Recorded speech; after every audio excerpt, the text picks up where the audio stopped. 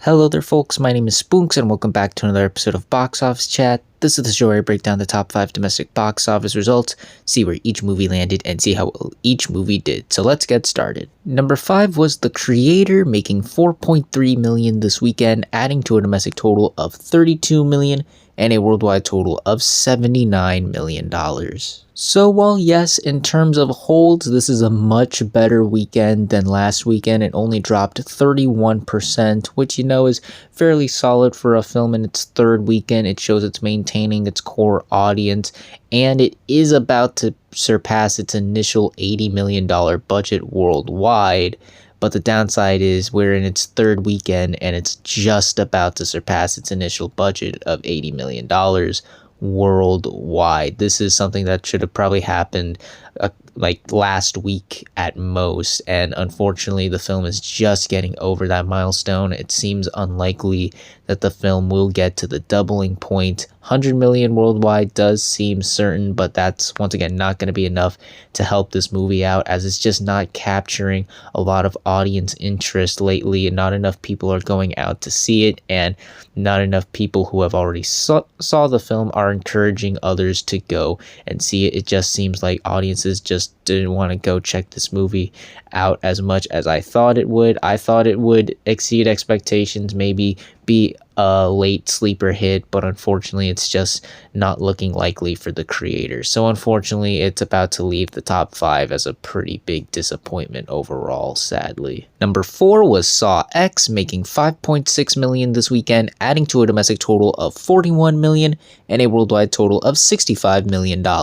Now, if we want to talk about movies picking up the pace in a good way, a very good way, this movie only dropped 28% prior to the last weekend, which is crazy to think about with the 10th Saw movie, folks. This movie is really picking up the slack this weekend. I think it's a factor of it was Friday the 13th, and we are inching closer and closer to Halloween. So, of course, I think that this film benefited from that incredibly. Also, this is one of the better received horror films out right now, and audiences are definitely encouraging that. Once again, with how Saw has become this titan of a horror franchise, it's pretty much a classic at this point, and I'm certain a lot of, obviously the diehard fans, but certainly a lot of casual moviegoers want to see something spooky and classic for the Halloween season. And of course, with this out, many people are capitalizing on that,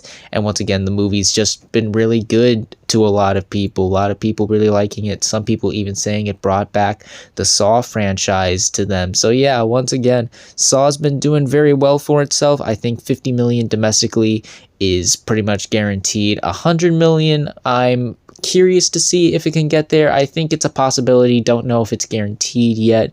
We'll just have to wait and see. But yeah, given how, once again, it's one of the better received horror films out right now. It's Halloween. It's still got some time before Halloween comes and goes. I still think this movie is going to have a pretty hefty some amount of money for itself, especially given the fact that the movie is only $13 million. It is well past the doubling point here.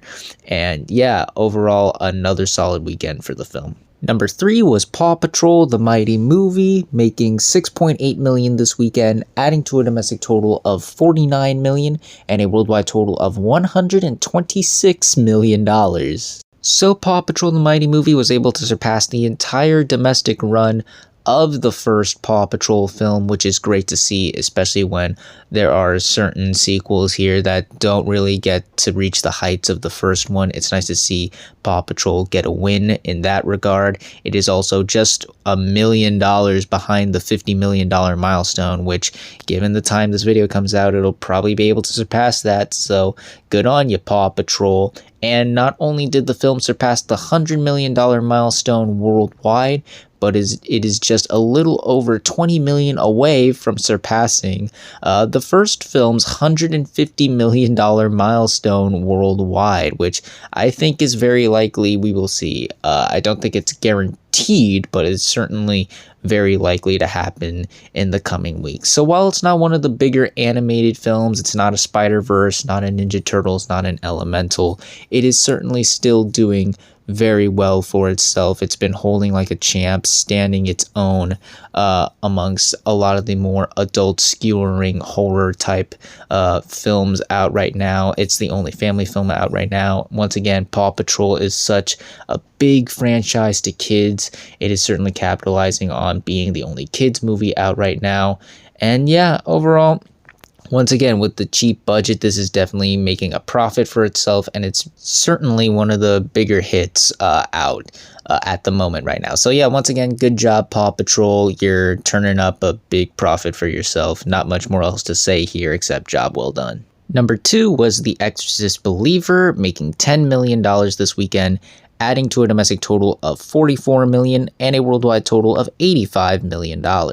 So it was definitely an interesting weekend for this film. It didn't have a great hold, but given the reception this movie had, it could have been a lot worse. It dropped 59%, which for a horror movie, I guess isn't terrible, especially given the reception this movie got.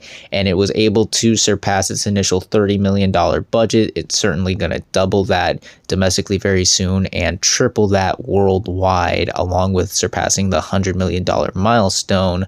But, you know, given the fact that they spent a lot of money just to get the rights to The Exorcist, and this is once again supposed to start off a trilogy, you gotta feel like the studio is pretty disappointed at where this movie is headed, as I'm certain they were hoping for at least a much better turnout for this movie. Granted, there was big competition this weekend that caused the movie to move up a week, but still they were probably hoping, like, you know, with it being Halloween, Spooktober, it would get the big bump that something like, you know, Saw has been getting. But unfortunately, it just doesn't seem like audiences are really enthusiastic or interested in seeing this movie as they were hoping for, and the people who did decide to go check it out did not really enjoy it a lot to encourage others to go and see it. This is not doing what The Nun 2 did last month. So yeah, definitely an interesting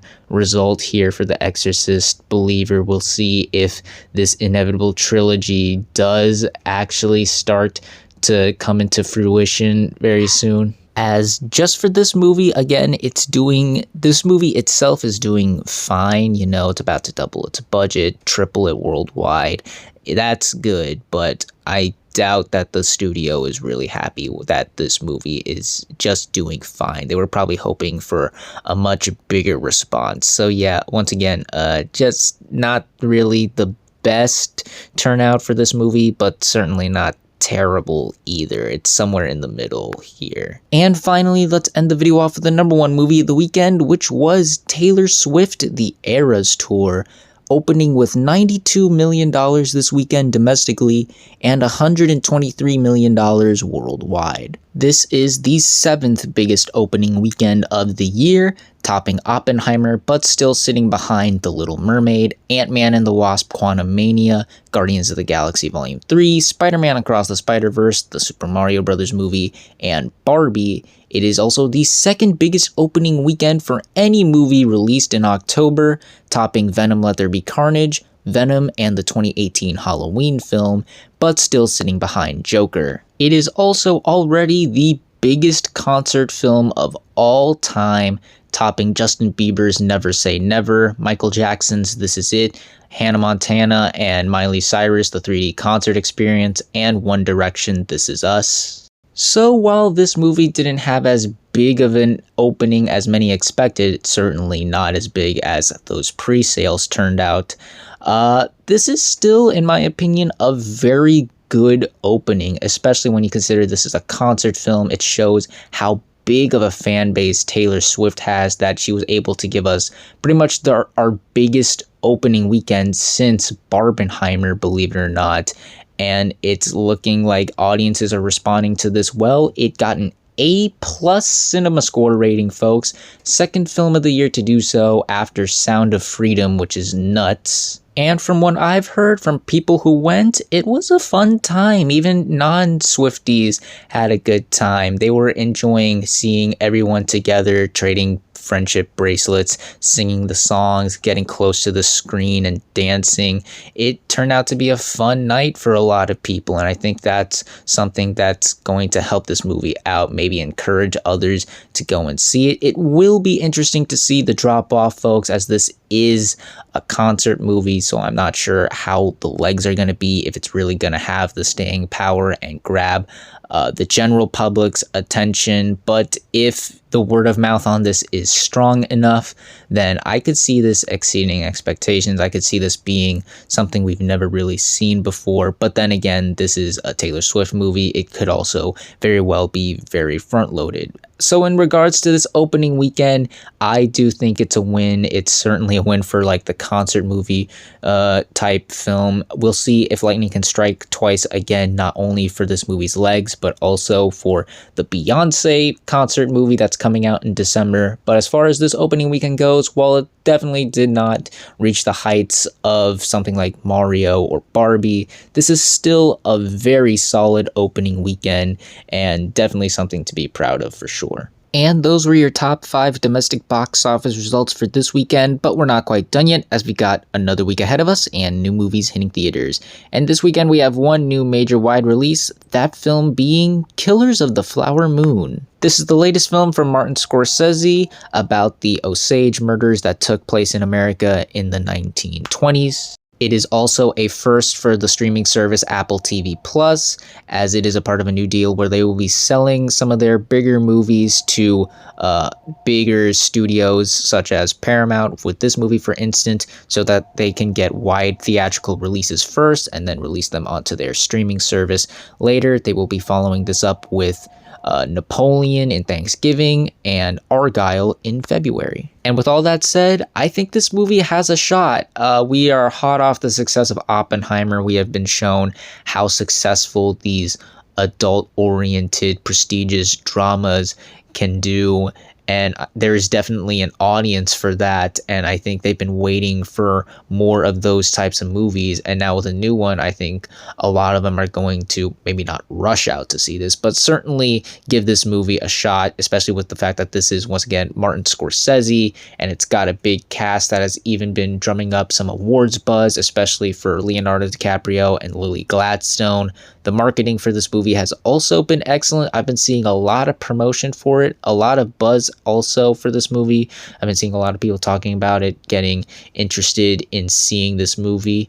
And with it, once again, being one of the fewer like older audience type movies that isn't a horror movie out right now, I could see this movie benefiting from that. Where it may hurt itself a bit though is first off, the runtime. This is a very, very long movie, 3 hours and 25 minutes to be exact. So we'll see how that affects the movie's performance. And once again, spooky season, I could see some people rushing out to see some of the horror movies coming out, and this could get a bit overshadowed by that. But still, I have solid expectations. I think this movie's gonna do pretty well, but we'll see how well this movie truly does, as well as the rest of the movies that landed the top 5 on the next Box Office Chat. And that's going to do it for this week's episode of Box Office Chat. What did you all think of the results? Were you satisfied, unsatisfied? Comment down below and let me know. If you like this video, hit the like button. If you like this channel, hit the subscribe button. Follow me on all the social media links right there. And until next time, everyone, stay sharp.